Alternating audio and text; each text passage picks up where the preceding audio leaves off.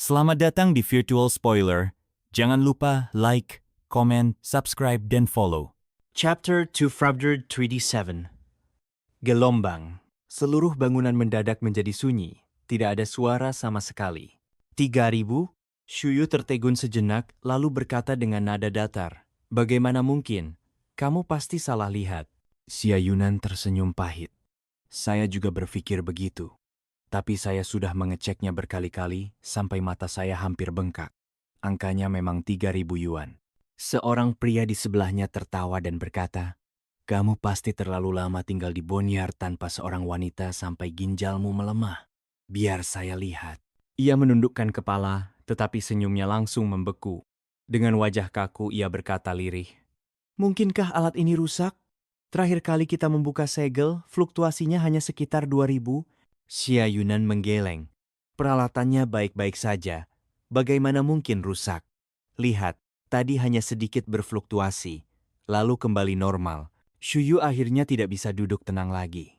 Ia segera berjalan ke sisi Xia Yunan dan menatap instrumen itu dengan serius. Ekspresi wajahnya berubah, dan dengan suara terkejut ia berkata, "Apa segelnya benar-benar rusak?" Ia menoleh ke arah simulasi naga asli dan mengelusnya pelan.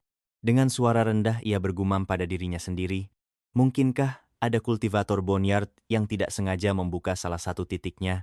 Di mana letaknya?" Xia Yunan terkejut dan berkata, "Tuan Shuyu, segel sebelumnya semuanya ditekan oleh kekuatan naga. Jika segel kali ini benar-benar rusak, mungkin harta karun rahasia naga akan lahir." Hati semua orang langsung bergejolak. Harta karun rahasia naga bukan barang biasa. Meskipun pada akhirnya mereka mungkin tidak mendapat bagian, pahala dan manfaatnya tetap sangat besar. Shuyu tidak menanggapi. Ia terus membelai model naga itu sambil merenung. Tata letak 7 mata formasi dalam segel ini sangat menakjubkan. Saya belum pernah melihat yang seindah ini sebelumnya. Kami sudah menembus 4 di antaranya, tetapi kami masih tidak bisa memastikan apa hasil akhirnya. Bahkan jika harta karun rahasia naga benar-benar muncul, harta itu pasti sudah direbut. Siapa yang akan dengan bodohnya menyerahkannya? Xia Yunan mendengus dingin. Semua yang datang ke Boneyard untuk berkultivasi atau mencari harta karun adalah orang-orang miskin. Kebanyakan dari mereka tidak punya kemampuan atau latar belakang apapun. Harta karun rahasia naga bukan sesuatu yang bisa mereka miliki. Kita harus segera menghubungi Kota Bulan Merah dan Istana Dewa Darah untuk menjaga semua pintu keluar dan menyelidikinya dengan ketat. Seseorang menimpali dengan nada meremehkan Istana Dewa Darah itu. Beberapa waktu lalu ada seseorang yang memaksa menyerang urat bumi dan menyebabkan segel berfluktuasi. Saya sudah meminta mereka menyelidikinya, tapi pada akhirnya mereka tidak menemukan apapun. Mereka sekarang bahkan memasang formasi besar untuk menjebak seluruh kuburan. Saya tidak tahu apa yang coba mereka lakukan. Shuyu berkata, "Ini wilayah timur. Kita tetap harus bergantung pada Kota Bulan Merah dan Istana Dewa Darah."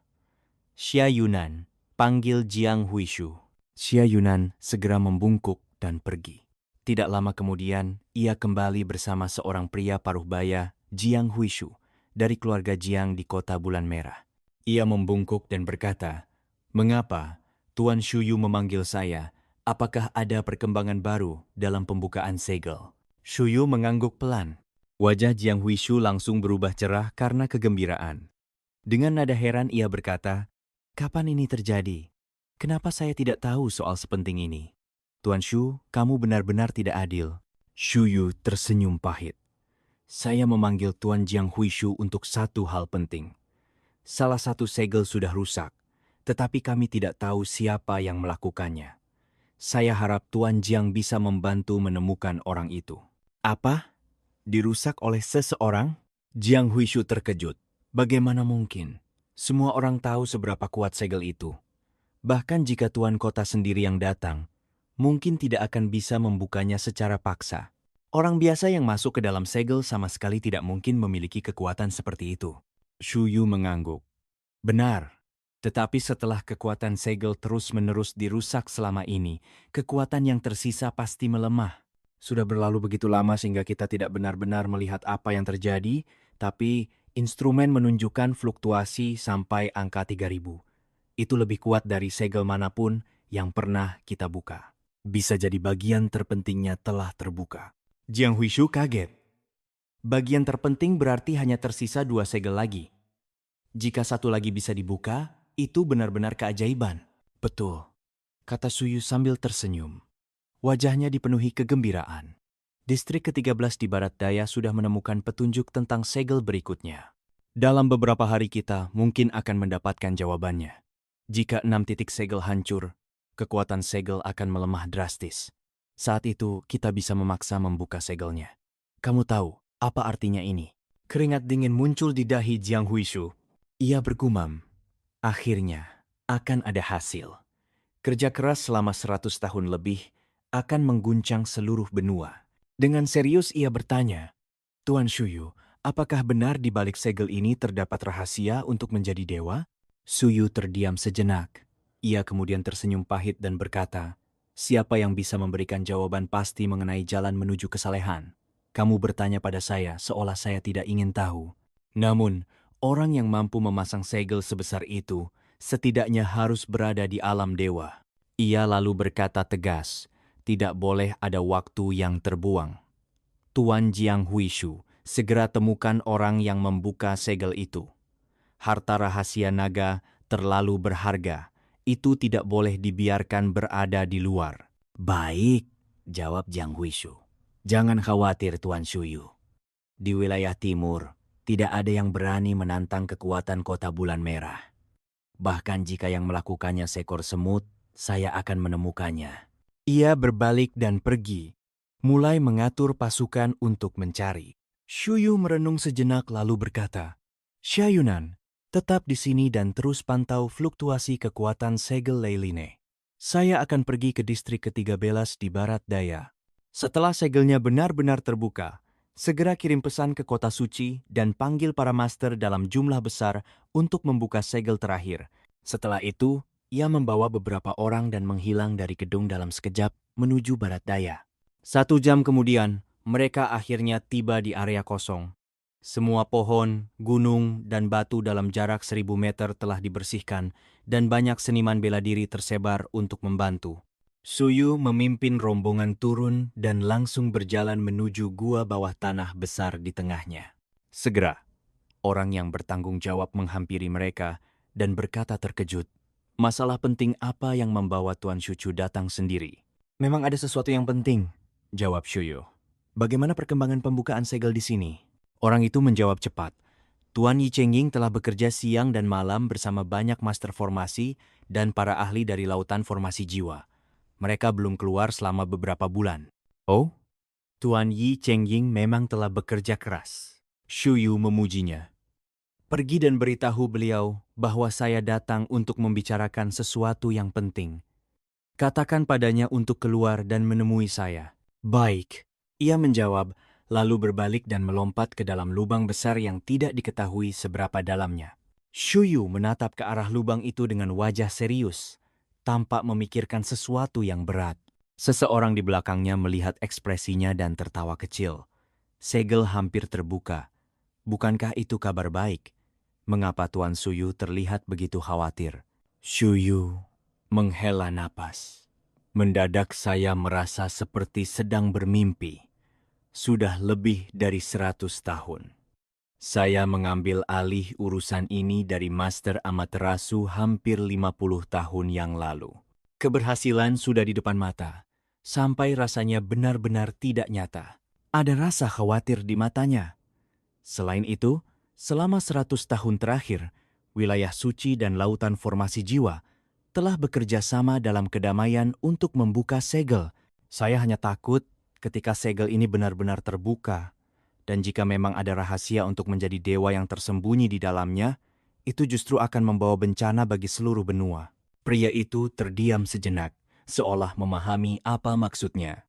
Ia tersenyum pahit dan berkata, benar, bagi sebagian besar orang, mereka bahkan tidak berani bermimpi mencapai keabadian, jaraknya terlalu jauh. Namun, jalan menuju alam dewa selalu menjadi godaan terbesar. Semua orang menghela napas pelan dan mulai berdiskusi. Tak lama kemudian, cahaya terbang keluar dari lubang dan mendarat di tanah. 3 orang muncul. Tuan Yi Chengying, Anda sudah bekerja keras. Shuyu segera melangkah maju dan berkata.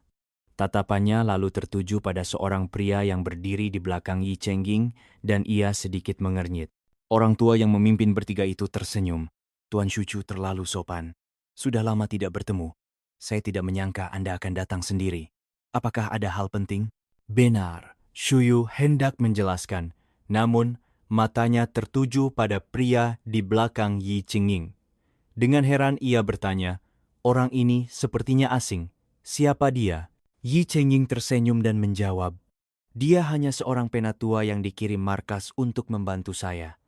Dia berjasa besar. Senyuman aneh muncul di wajah pria itu. Ia berkata pelan, saya Heng Yuan, memberi hormat kepada sekretaris tempat suci, Tuan Shuchu. Shuyu sedikit terkejut. Ia merasakan aura luar biasa dari pria ini yang membuat tubuhnya merinding. Matanya dipenuhi kecurigaan. Penatua Heng Yuan bukan orang sederhana. Tuan Yi Chengying, menurut aturan, siapapun yang masuk ke area inti harus mendapat persetujuan saya. Apa sebenarnya yang terjadi dengan penatua Heng Yuan ini? Wajahnya mulai tampak tidak senang. Yi Chengying tertawa pelan. Tuan Shuyu terlalu banyak berpikir. Penatua Heng Yuan adalah salah satu yang datang beberapa waktu lalu. Saya sudah memberikan daftar namanya kepada Anda. Benarkah? Shuyu mengernyit. Beberapa bulan lalu, memang ada sekelompok orang datang dari lautan formasi jiwa. Ia sempat melihat mereka sekilas.